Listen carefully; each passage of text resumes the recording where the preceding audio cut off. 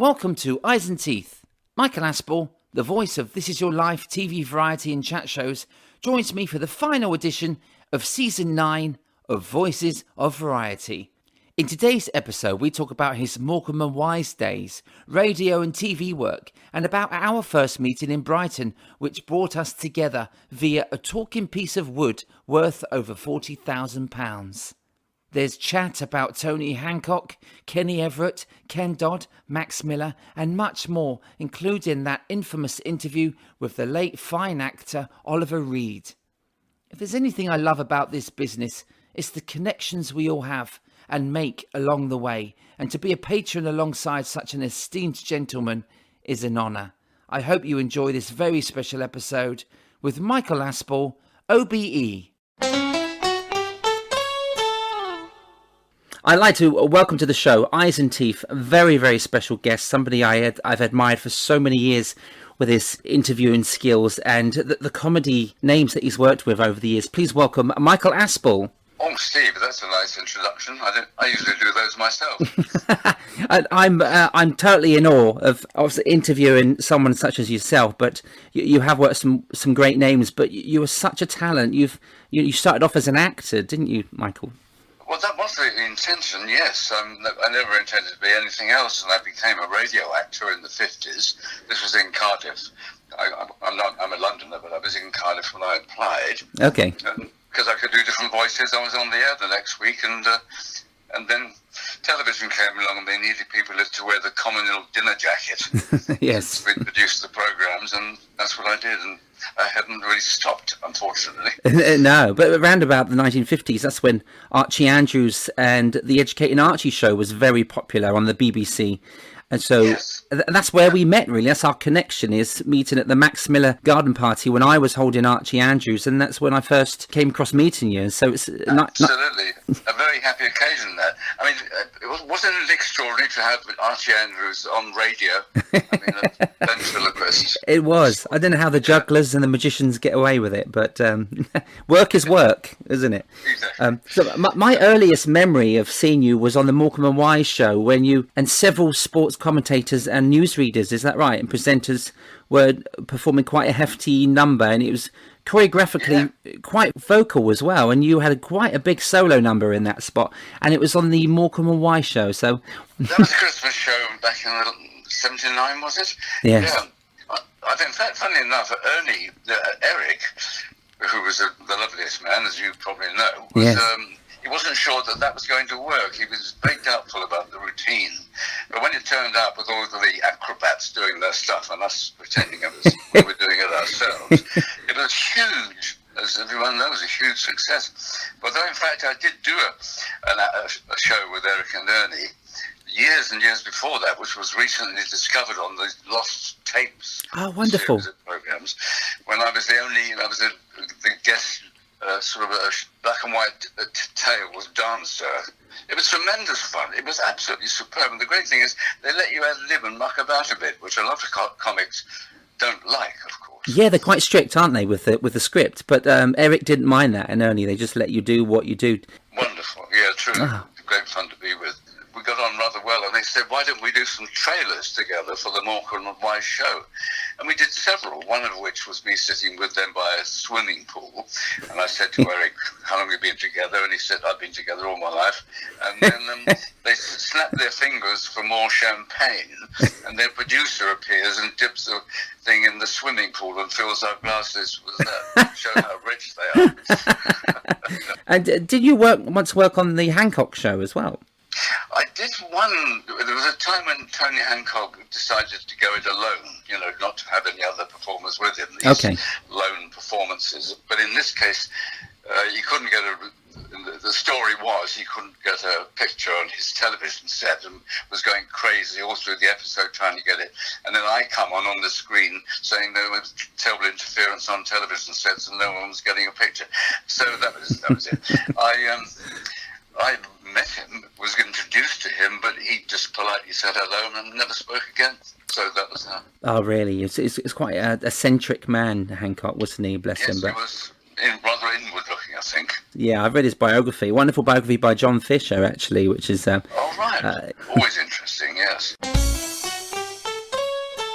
Ice and Teeth. When did comedy find its way onto your radar? Did you enjoy working with comedians in that time? Because you were in radio and you were presenting quite, serious stuff, and you're working within the news. Comedy, has it always been in your blood? Well, I've had a very jokey family, to put it that way. Okay. But of course, I used to meet all these comics when we used to have these charity cricket matches. Oh, I see. We go around the country, the TV travellers we were called, and they'd all turn up, and sometimes you get international cricketers bowling at you and things like that.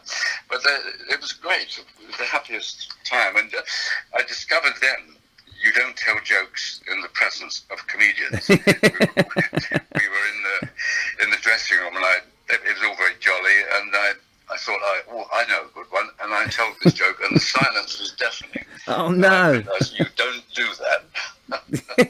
As a water rat and as a ventriloquist, when we sit in lodge in King's Cross at our headquarters, I'm surrounded by comedians, and I tend to get the same reaction. And if I'm not sat there with my dummy, Michael, then I'm kind of inward myself, but I try my best to banter with them. But yeah, I know exactly how you feel. Yes, I'm surprised you feel it too, but I mean, you know exactly what I mean. Yes. I remember doing I forget which ventriloquist it was. I was doing a TV interview for a children's program, and he was very amused because the engineer kept rearranging the microphone to suit the dummy. He said, you don't really need that. Oh, that's brilliant. That means we're doing our job right if we can fool the sound guy. So that's yes, lovely. Okay, can we talk about Aspel and Company? Those years, where I remember watching these when I was a kid. It was so popular with huge stars from the 80s to the 90s, and I was so impressed to see the comedy icons. There's a lot on YouTube at the moment. Now, I once sold some orange juice cartons to Peter Cook at the London Palladium, and I was in awe of his stature and knew what a comedy god he was. But you had him quite a few times on your show, as well as Dudley Moore. So did you get to know Peter Cook? I never got to know him. I don't know how knowable he was, really. Right. But he was fascinating, and I was, like you say, in awe of people like that. His wit went beyond anything, and I use one of his phrases all the time when he said about his wife. He said one thing led to another, and we were married within the hour. And it just made me laugh so much. But I talked to him once when I first met him, and I said, what do you do when people approach you and they're very boring? What do you do? And he showed by just crossing his eyes, and asked him a few more questions, and then he crossed his eyes, and I took the hint and left. That's very clever, isn't it? What a great comedy mind. I mean, he seemed to not let you get a word in as well. Once you get started, you were really nice at setting up the comedian for them to tell their stories. You let them have their time, and you were really nice at you're doing that. I saw that with Peter Cook yesterday, and you knew how to work with the comedian, didn't you? On the interviews, you let them talk. So I knew their work, and we didn't prepare it. I mean, there might occasionally be a bit of preparation, but things usually work better when it just came out of the conversation. Improvisation. You knew they were they're there to make you laugh, so you set it up, as it were, from that point of view. It's wonderful. You really get to see their personality then as well, and yes, it's good to see what is behind the comedy. That's what you really hope to see. Yes. Did you have Billy Connolly on the show? Billy Connolly was a great mate of Michael Parkinson, so I'm sure we did have a chat or two, but they were more or less inseparable. So he was on Michael's show most of the time, although we weren't on at the same time. Okay. But I used to go and see his evening specials, where everyone crowded in, and he did a 2-hour show for all the professionals. Oh wow! Is it they done an audience with? Didn't he? Were you in? Did you go to see that? Yes, the funny thing is that when I'm amused, I don't always, unless I'm being sycophantic on television, I don't always laugh out loud. I'm amused, but I just look at it and appreciate it very much. Yes. And I said to the producer once when someone was on, why didn't you ask me? And he said, well, we did a cutaways of you in the last lot, and you weren't smiling. So we didn't think you were amused, so we didn't ask you. And I said, well, it was all going on inside, I'm afraid. Yeah, I think I'm the same, Sometimes I laugh out loud, but I've got a lot of inside laughter going on, and yes, sadly, yes. I find my audiences do that as well, which is not good for a comedy act. No, I was encouraging that. You had some great names on the show. Dave Allen, Frankie Howard, Kenneth Williams. Yeah, Kenneth Williams was always a wonderful standby because he would never say no. If you ever ran out of a guest, if some American mucked you about, he would turn up, and he always turned up. And when you said to him, "How are you? Are you well?" He said, "Of course I'm not well. I'm bad stomach." That's all he wanted us to talk about was his innards most of the time. That's wonderful. Now, did you have a favourite comedian that you interviewed that you would invite them back because they made you laugh the most? One of my favourite people in the world, and he does make me laugh, and I love all his work, is Mel Brooks. Okay. I mean, he was wonderful. He came on to Capital Radio when I had a show there. Came on several times. That's the great thing. He kept coming back, and he would send me up and tell the listeners or viewers or the listeners what I was wearing. Really outlandish, crazy clothing, which of course I wasn't. And they said, "Sorry about that, but I do like the goldfish in your heels." He would never let it go. But he was wonderful, and he never forgot you. If you bumped into him at the television centre in the doorway, he would remember your name at once and get chatting. So we tried to do his life story, but his agent said he wouldn't do it, so we didn't. Oh, that's a shame. I know he was on the show. This is wonderful. I think he did just try and have a bit of banter with you, and he earned you $600 once. Is that right? Yes, this was. I mentioned that we didn't always set it up. Yes. We didn't ever with him, but he did once say to me, ask me to say to me, "You lost your father at an early age." I said, "That's not very." And I said, "Okay." So I said, "You lost your father at an early age," and he said, "Lost him? He died. If we lost him, we would have gone out and looked for him." And that's it. I mean, it's quite funny, as you just pointed out. Yeah, because it looks like it backfired on you. Yeah. What happened was about 8 months later, I got a check for $600 from America, from a magazine that featured what happens when you ask a stupid question. So I came out of it all right. So I still loved him. Oh, bless. Well, he set you up, but he did pay you for it. So that's quite nice. You got that little bonus.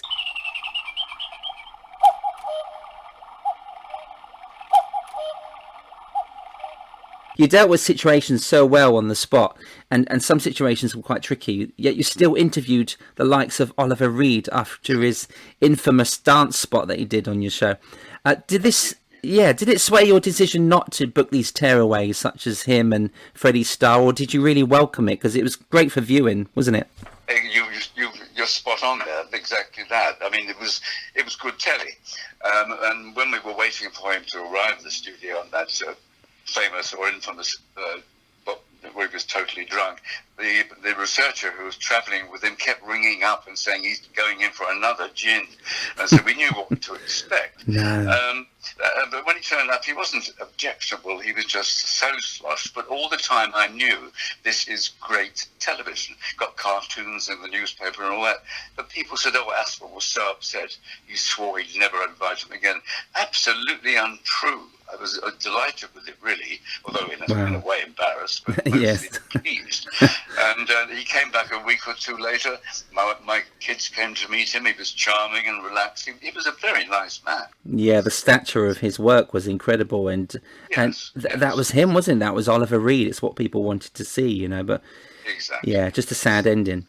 And do you think, because I feel like these days on chat shows they do repeat a lot of the same people? It looks like we're not going to see the likes of Tommy Cooper, Les Dawson, Morecambe and Wise again. We are not. No, we aren't. Television now is run by about 6 people, isn't it? They just move from studio to studio to game show to game show, and that's what you get, and that doesn't really appeal to me very much. Yeah, it seems like it. It seems like you had the best of the talent, in those years, and. I mean, I do like some of today's comics. One of my favourite people is Frank Skinner. I think he's absolutely marvellous. He's great in interviews as well, yeah.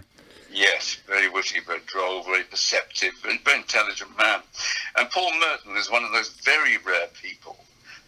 He develops a situation beautifully, but he always laughs at other people's jokes. Yes. It's very unusual. I mean, that's a great talent. Yeah. And I tell you who is not officially a comedian, but I love to listen to him, and he makes me laugh, and that's Giles Brandreth. Oh yes, I went to see Giles last year, or the year before last. Last year, it doesn't exist, and he was talking to Barry Cryer on stage, and just his anecdotes and poems. He's brilliant, isn't he, Giles? Absolutely, his command of the language and the way he can develop an idea is often outrageous and always funny. I'm glad you mentioned Barry Cryer, because he is one of the old school, and he and I used to have a lot of laughs together at the Variety Club lunches and all that. Yes. He's one of the great people of the business. He's still going, and he still sends me a birthday card or brings me up. He's very kind. Oh, bless him. I've seen him at a few events, obviously, where he's a water rat as well, and he's... I last saw him actually at Ken Dodd's 90th birthday in London. I was performing for Ken, and Barry was there performing as well with Roy Hudd. And there is a link there as well, actually, because you worked a lot on radio, and Kenny Everett, obviously, Barry Cryer wrote a lot for Kenny Everett, and you did cross paths with Kenny, didn't you? Yes, I did. Both at all at Capital Radio. I did his television show a couple of times because he loved to send me up. He really did. We had on Capital, it was fun because he did the breakfast show and I came in and took over from him, and that takeover spot became quite popular with the listeners because it was just ad-libbed and quite funny on his part. Right. And on Radio 2, I used to do Family Favourites, and he was working on Radio 1 and had to hand over to me. But he knew that my listeners couldn't hear him, so he was sending me up for the last 5 minutes of his show, so that knowing I couldn't respond. That's a bit of an awkward story, that, but it was fun at the time. Wow, I know he was on your This Is Your Life, because you were caught on This Is Your Life by Eamon Andrews, and Kenny Everett was one of the last guests, wasn't he? So Yes, that comes up 40 years ago. Was it? Wow. Over that, yeah. With Kenny Everett and yourself, I guess it was the version of Morecambe and Wise with Des O'Connor, and where they would send him up, you know. Oh, yes. Continuity. You know, when they set you up on Give Us a Clue, and their thing was to get you to say This Is Your Life, and then Eamon walked on. That was wonderful, wasn't it? That's right.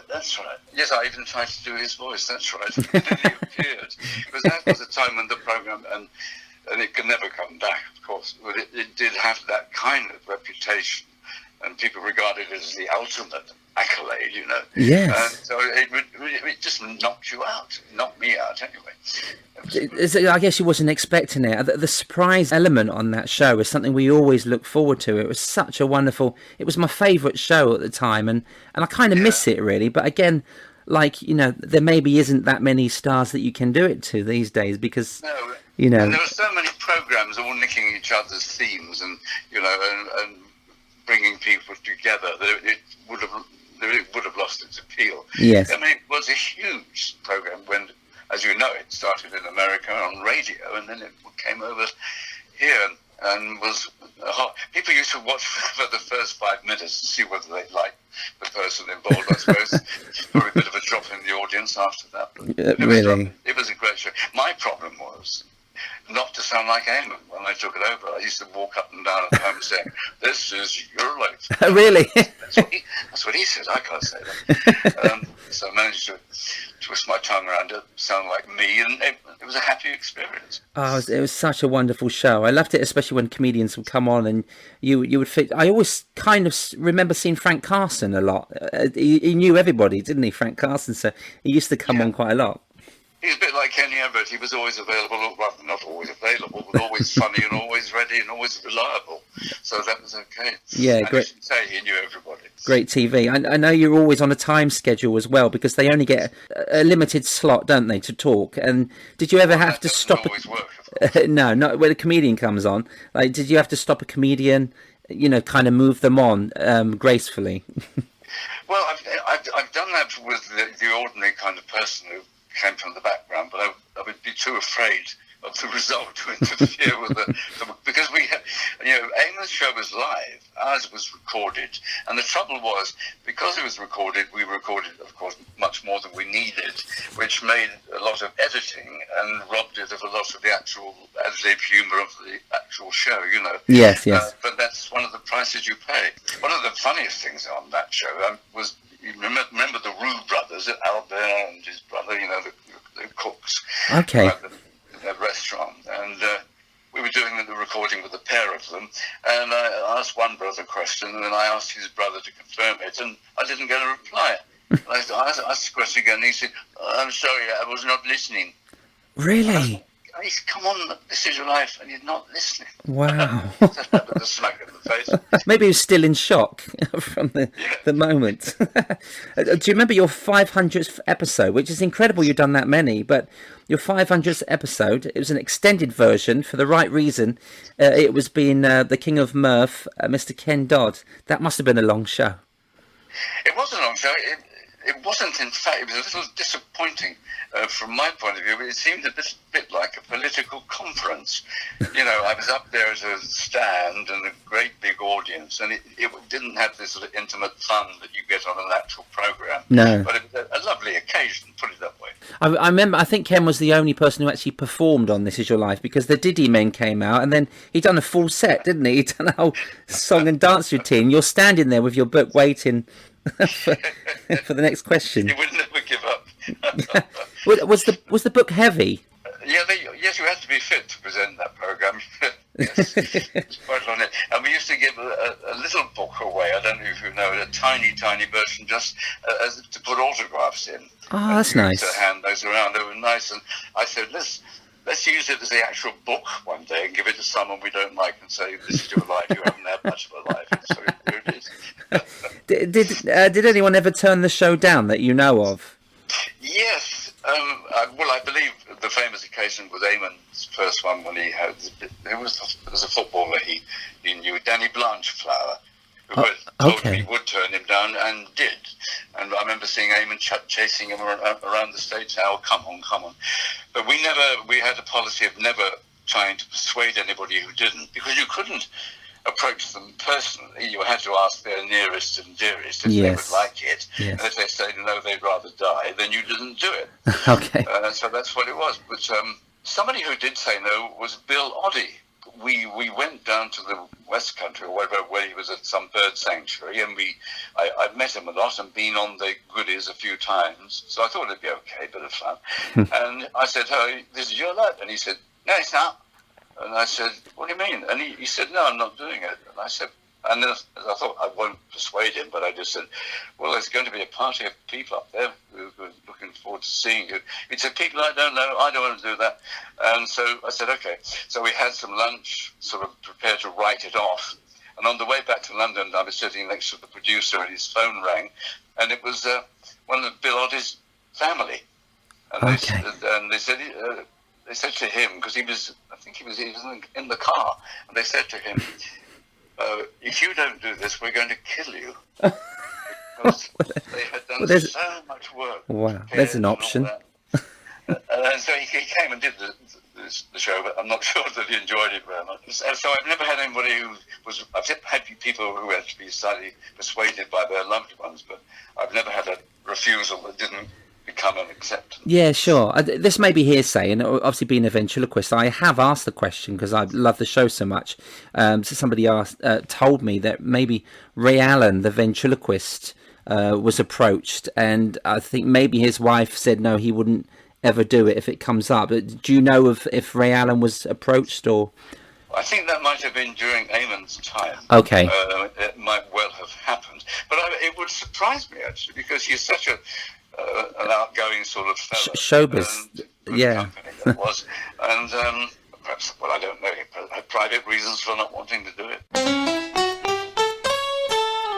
You was talking about Paul Merton, being a wonderful person to talk to, and I actually watched him yesterday on Who Do You Think You Are, and he had a fascinating family before him, so it's interesting when you find out about people, don't you, and their families, and you don't really get to know them otherwise, but when on This Is Your Life or Who Do You Think You Are, you really do get to know the people and their families. It's quite nice to see them as normal people. Yes it is, and you get the odd moment of complete truth.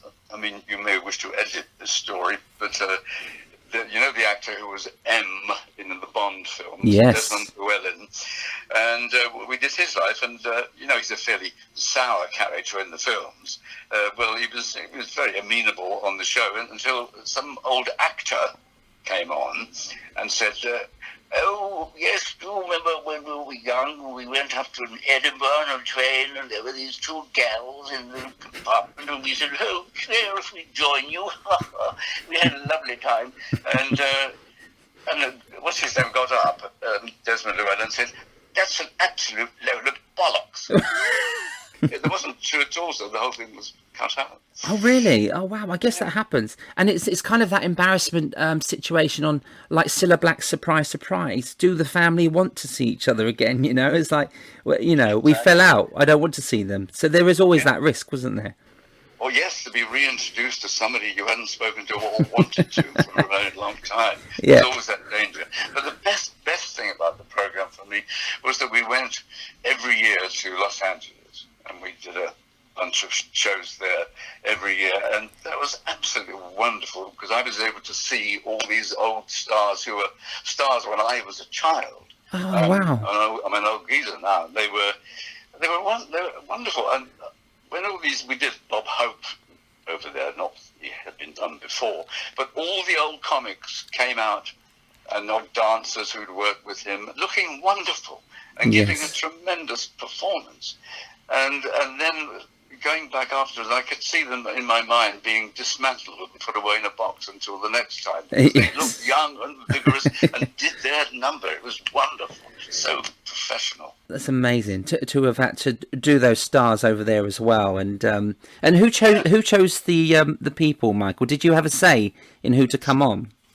Well, we all had a little suggestion, but it was who was available and what deal could be made. Okay. It wasn't as expensive to do as it sounds. Because what with a couple of shots of an airplane going backwards and forwards, and the hotels deals, it all worked out quite well. In fact, the producer was just given a lump of money and said, "Get us 23 programs and do it how you like." Wow. And so he spent money on some and not on others. We ended up having spent everything one year and had no money left at all. So we did a Milkman in Epping. And it turned out to be a bigger audience than Charlton Heston. Wow. Isn't that strange? Oh, that's wonderful. Just so many brilliant memories. I did love that show. The great experience I had, apart from meeting all my heroes and heroines, was that we did Star Wars, William Shatner, and I actually got beamed down. Not many people can claim that. Oh, okay. Oh, Star Trek, that wasn't it? Yeah. Oh, wow. Yeah. That's brilliant. I could go on for hours. No, that's wonderful. My listeners are going to love this. If you were to pluck somebody that you never got to meet, or a comedy icon that you would have loved to have had on This Is Your Life or your chat show, and I'm swaying towards Max Miller. Would you like to have someone like him on the show? That you missed out on. Yes, a lot of people I would have liked to do were dead. I think people from my childhood or people who were no longer around. We thought we'd start with the Queen and work our way down. But yes, I mean, Max Miller was a god even when I was a child. And he was beyond, just a useful guest. He would have been extraordinary. He never did much television, but he was such a great star of entertainment, full stop, a big capital E in this country, that I was made aware of him at a very young age. And I used to walk past the theatre in Clapham Junction, where I was born, and just look at the theatre and say, God, Max Miller was in there. Wow. It's very odd, isn't it? Yes. Because I was just used to listening to radio comedy as a boy, as a vacuum in the country. That's how I got first listening to entertainment. But I did actually meet is hardly the word, but I did actually come across Max Miller in person. Okay. Away from the theatre. And I must check with the members of the society of how many have actually met him. Because I was walking through a hotel lounge, I think it was in Cardiff, oddly enough, and I saw this figure slouched in a chair, and I thought, that is him.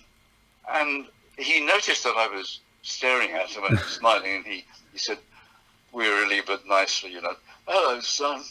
And that was it, hello, son. That was my dealing with Max Miller. Wow. I shall never forget those wonderful words. Oh, that's amazing. I had that the same with Billy Connolly, actually. I was working when the BAFTAs were on in '94. I was an usher at the Palladium. And and they held the BAFTAs there, and Billy Connolly was hosting.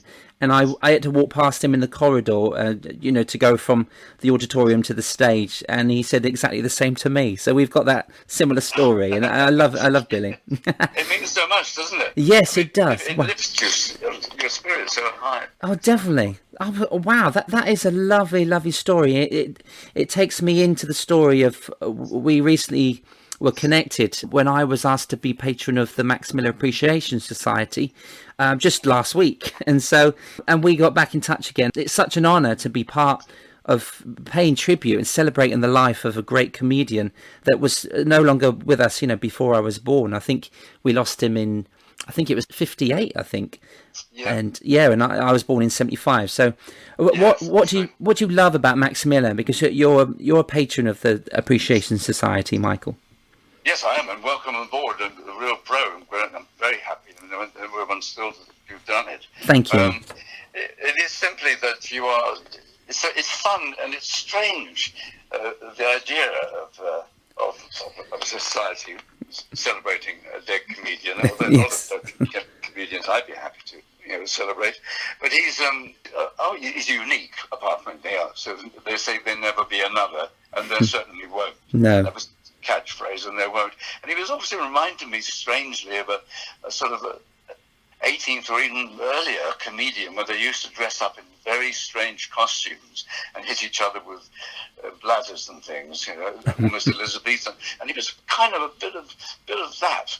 It was something strange and not nothing I'd ever experienced or you would find anywhere else. Yes. And apart from that, having a society to support and remember something that was so joyful is in itself worth doing. It's a lovely idea. Yeah, definitely. I mean, people need laughter, don't they? I mean, to celebrate someone that brought so much laughter, they're keeping his memory alive and his material as well. You see a lot of tributes, and in the music hall, you see the good old days shows. I've worked a lot of daytime shows in theatres where you see a Max Miller tribute, and I worked with the dear Roy Hudd quite a lot, and Roy done a few. I think Leeds City Varieties I worked with Roy, and he was dressed up as Max. I got a lovely picture actually from the wings, taking a picture of Roy Hudd in a Max Miller suit with a spotlight. I'll email it to you. It's such a wonderful picture depicting, and you think it's Max. He too. Roy looked like a comedian from another time. Yes. He had that look.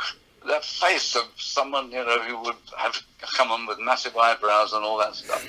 But which it was intriguing. Historically, it's interesting, but it's just pure joy, and no one liked them. And the thrill of how close he got to being rude, Max, but never quite. So clever, yeah. It was clever. It's the audience adored it, and it was a lovely arrangement. Played the audiences so wonderfully, coming on. So I believe, anyway, and just having a spotlight on the curtain for quite a while before he appeared, and then slowly coming on, listening to the laughter build before he even spoke. Yeah, that anticipation of him walking on. I guess like Tommy Cooper did as well. He was in the dressing room for 20 minutes with the microphone on before he even entered the stage, and you just go, it just do that for 20 minutes, and when you've got that power as a comedian, that's what I mean about we're never going to see those likes again. There are great comics out there today, but I think the nostalgia is why we don't want to let go of it, and I think the societies are a wonderful thing for that, with Laura and Hardy and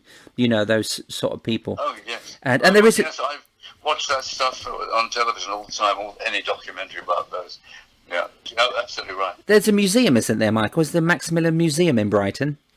Yes, there was one up at the fish and chip shop. And, smells good then.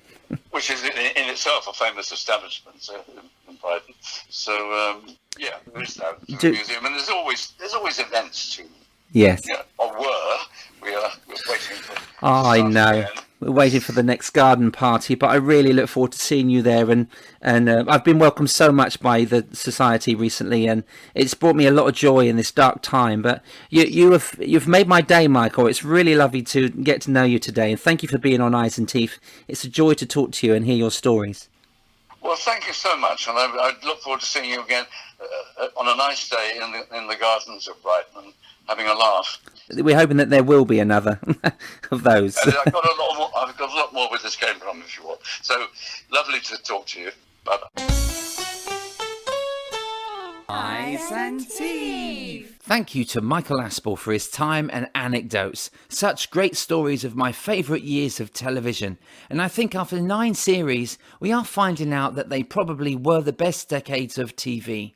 Check out many of Michael's YouTube clips of Aspel and Co. This Is Your Life episodes with many guests and much, much more. Today's quote comes from Mel Brooks. If you're quiet, you're not living. You've got to be noisy and colourful and lively. Eyes and Teeth is written, produced and hosted by Steve Hewlett. Vocals by Larissa, Lola and Nina Hewlett. Additional vocals by Rich T. The Eyes and Teeth music and jingles are produced and performed by Kevin Dean. See you next time on Eyes and Teeth, Season 10, when we talk comedy in a touch of magic.